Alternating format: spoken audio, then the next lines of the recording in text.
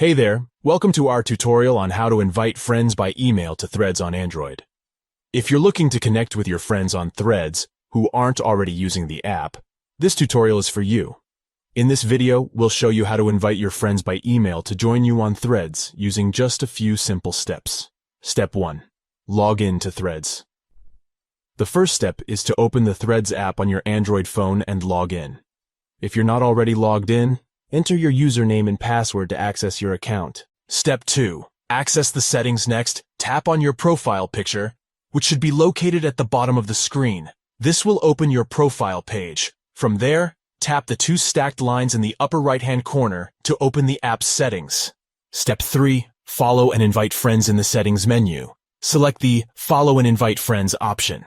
This will take you to a page where you can manage your Threads connections. Step 4. Invite friends by email to invite your friends by email. Select the Invite Friends by Email option. This will bring up a screen where you can enter your friends' email addresses. Step 5. Enter email addresses. Enter the email addresses of the friends you want to invite. You can enter multiple email addresses by separating them with commas. Step 6. Customize the invitation message. Customize the invitation message if you want to add a personal touch to your invitation. This is optional, but it can help encourage your friends to join you on Threads. Step 7. Send the invitation.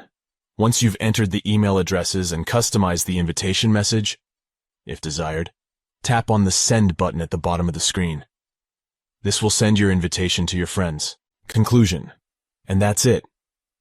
You have successfully invited your friends by email to join you on Threads using just a few simple steps. Remember that your friends will need to download the app and create an account to connect with you on Threads. We hope you found this tutorial helpful. If you have any other questions or suggestions for future videos, please let us know in the comments below. Thanks for watching.